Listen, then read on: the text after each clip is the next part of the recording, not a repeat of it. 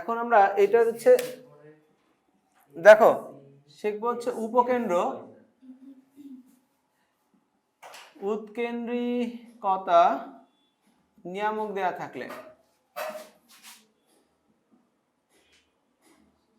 আচ্ছা, উপকেন্দ্র উৎকেন্দ্রিকতা নিয়ামক দেয়া থাকলে এখন এই তিনটা জিনিস দেয়া থাকলে সমীকরণ বের করতে হবে কনিকের। পরাবৃত্ত দেয়া থাকলে পরাবৃত্তের সমীকরণ, আর যেটা বলা থাকবে ওইটার সমীকরণ বের করবো আমরা, ঠিক আছে? তো এখন উৎকেন্দ্রিকতার কথা একটু বলে নিই। পরাবৃত্তের মধ্যে পরাবৃত্ত এটার মধ্যে কোনো উৎকেন্দ্রিকতা দেয়া থাকবে না, কারণ এটার উৎকেন্দ্রিকতা হচ্ছে 1, আমরা জানি। উপবৃত্ত অধিবৃত্ত উৎকেন্দ্রিকতা দেয়া থাকবে, কথা বুঝছি? ঠিক আছে, হ্যাঁ। তো আমি এই কনসেপ্টটা পরাবৃত্ত দিয়ে তোমাদের একটু বোঝাই। ঘটনাটা কি, আমরা যখন কনিক আলোচনা করছিলাম বলছিলাম যে এই বিন্দুটা আগে থেকে ছিল আর এই রেখাটা আগে থেকে ছিল, এটা হলো প্রসঙ্গ কাঠামো। এদের সাপেক্ষে দ্বিতীয় কোনো বিন্দু হলে সেটা যদি এমনভাবে চলতে পারে যেন তার চলার গতিপথের সবগুলা বিন্দু থেকে এই বিন্দু দূরত্ব আর এই বিন্দু দূরত্ব, that means PS by PM, এরপরে যত বিন্দু আছে QS বাই QN, আমি শুধু দুটা বিন্দু মার্কিং করলাম, বিন্দু থেকে বিন্দু দূরত্ব, বিন্দু থেকে রেখার দূরত্ব QS, হ্যাঁ, এরা যদি সমান হয় তাহলে এই চলার পথকে আমরা বলি কনিক। ইন দ্যাট কেস আমি পরাবৃত্ত আঁকছি। আচ্ছা, তো এদেরকে আমরা বলতেছিলাম এই অনুপাতকে বলবো ইসেন্ট্রিসিটি বা উৎকেন্দ্রিকতা ই, তাই না? তো আমরা যদি এই পোরশনটা আর এই পোরশনটা নেই তাহলে কি হবে? PS বাই PM সমান ই, PS সমান হলো ই ইন্টু PM। এটাই হচ্ছে আমাদের এখন কাজে লাগবে, বুঝতে পারছি? এর মধ্যে পি হচ্ছে একটা চলমান বিন্দু, তাই এজন্য এটাকে চলক দিয়ে প্রকাশ করতে হবে PXY। এস হচ্ছে উপকেন্দ্র, আর পি থেকে এম পর্যন্ত হচ্ছে পি বিন্দু থেকে এটা দূরত্ব, না নিয়ামকের লম্ব দূরত্ব PM হচ্ছে, ঠিক আছে? তো আমরা এই ধরনের অঙ্ক পাবো হচ্ছে 6 এর, বললাম একটু আগে 6 নম্বর, 7 এর প্রথম অংশ, হ্যাঁ প্রথম অংশটা এই নিয়মের, 8, 9, 10 একটু ব্যতিক্রম, এই টাইপেরই এটা ব্যতিক্রম। 6B এর পাচ্ছি হলো 6 নম্বর, 6E এর পাচ্ছি হলো 8 নম্বর,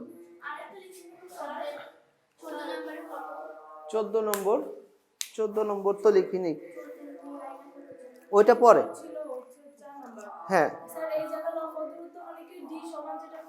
হ্যাঁ হ্যাঁ হ্যাঁ 20 মানে ওইটা একটা বিন্দু থেকে।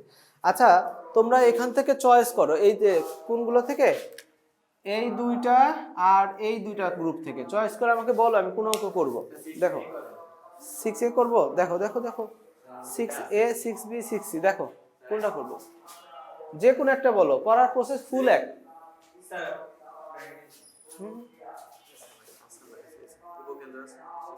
শীর্ষবিন্দু না, এটার কথা বলছি না, উপকেন্দ্র, নিয়ামক, উৎকেন্দ্রিকতা, এই তিনটা জিনিস দেওয়া থাকতে হবে। উপকেন্দ্র, উৎকেন্দ্রিকতা, নিয়ামক। শীর্ষবিন্দুর বেলায় যে এগুলো মার্কিং করে রাখছি, 6 এক করবো, 6B অথবা 6C থেকে দাও, তোমরা তো ভয় পাচ্ছ 6C থেকে, তা থেকে ওইটাই করি, কোনো সমস্যা নেই, তুমি দাও যে কোনো একটা দাও, 6C থেকে একটা দাও, নাও 8 এর যে কোনো একটা বলো, ওইটা তো নয়, হ্যাঁ 8 এর 1, 2 থেকে একটা নেই, বলো কোনটা নেব? আচ্ছা 8 এর 1 নিচ্ছি, ঠিক আছে। দেখো একই রকম অঙ্ক, শুধু শুধু চ্যাপ্টার আলাদা আলাদা আলোচনা করার কোনো দরকার নেই, শুধু একটু আলাদা হয়। হ্যাঁ হ্যাঁ না, তোমার তো বইয়ের আলাদা, সংস্করণ আলাদা, তুমি বুঝতেছো না, ওদের বইয়ের ছবি একটু নিয়ে নাও। 8 এর 1 আমাদের দেয়া আছে কি,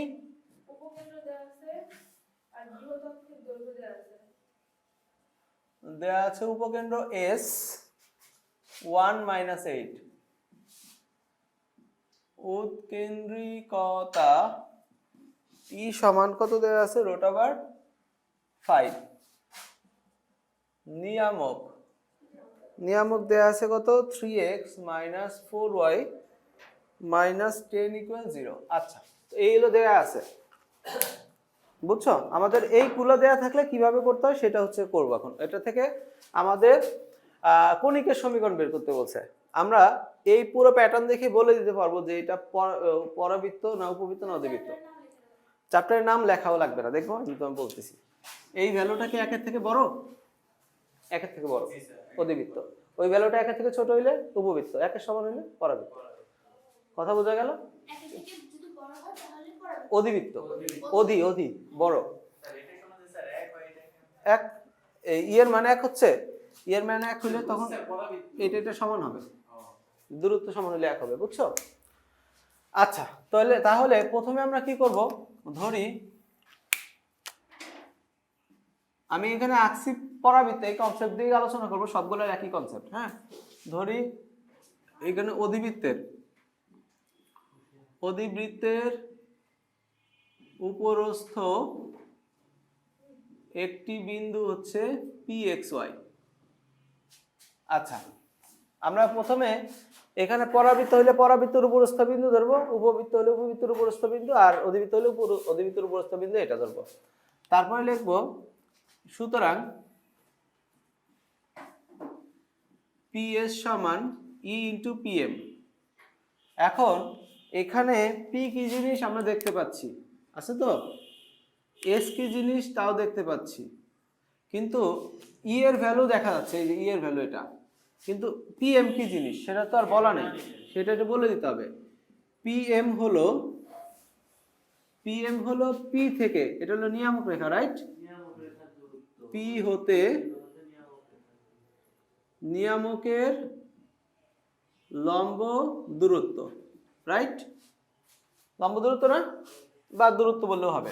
এখন নরমালি P আর S দুই বিন্দু দূরত্ব, এটা দুই বিন্দু দূরত্ব সূত্র আমাদের করব। এটা খুব সহজ, x1 minus x2 whole square y1 minus y2 whole square. E এর ভ্যালু কত? √5। এখন আসো PM নির্ণয় কিভাবে করে? P হচ্ছে একটা বিন্দু আর এটা হচ্ছে একটা রেখা, বিন্দু থেকে রেখার দূরত্ব। এটাকে আমরা সূত্র শিখছি, তুমি কি পারো এই সূত্রটা? একটা বিন্দু থেকে একটা রেখার দূরত্ব সরলরেখা করছো?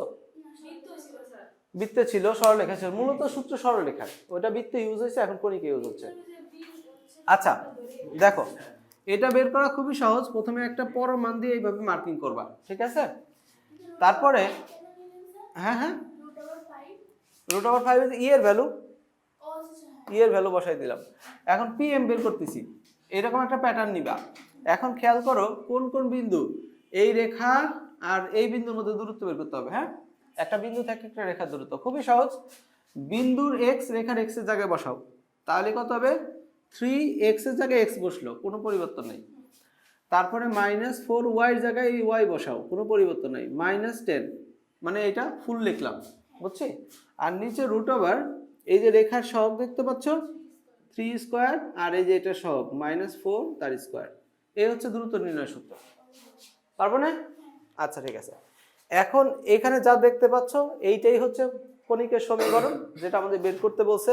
শুধুমাত্র এটা √গুলো তারায় একটু সুন্দর করে রাখতে হবে। সুন্দর করা বলতে √, তারাবো আর গুণ করে সবগুলো এক পাশে এনে ডানে 0 রাখবো, বুঝছি? আর কোনো কাজ নাই।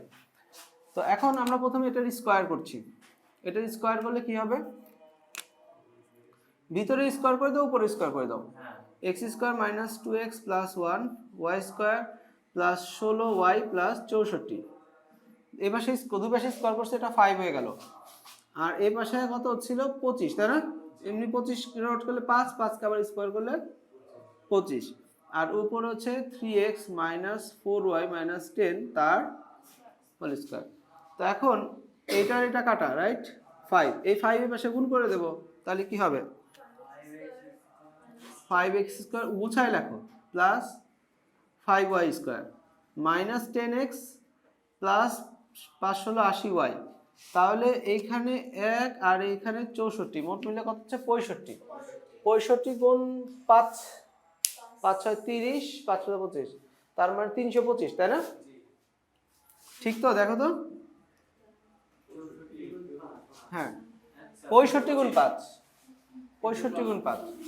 আচ্ছা, এইটা হোল স্কয়ারের সূত্র করতে পারবো? তিনটার whole square, a² + b² + square plus 2ab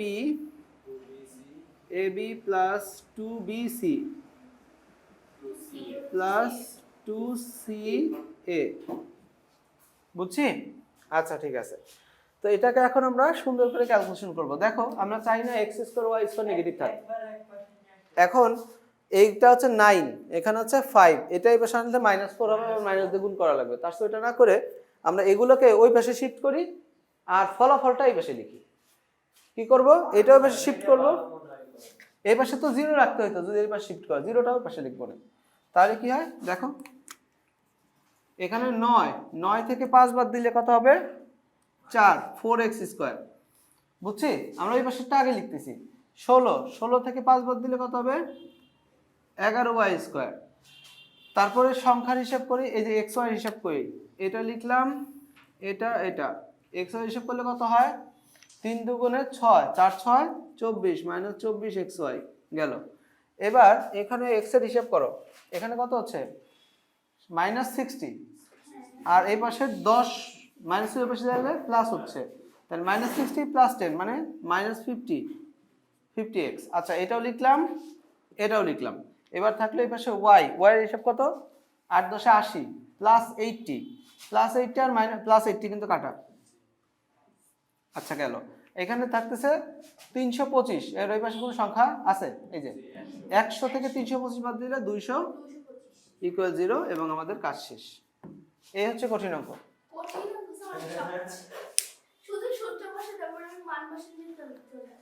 আমি উপবৃত্ত যদি হইতো এখানে খালি মানের একটু চেঞ্জ হইতো, আর পরাবৃত্ত হইলে এখানে 1 বসাইতাম, দ্যাটস ইট।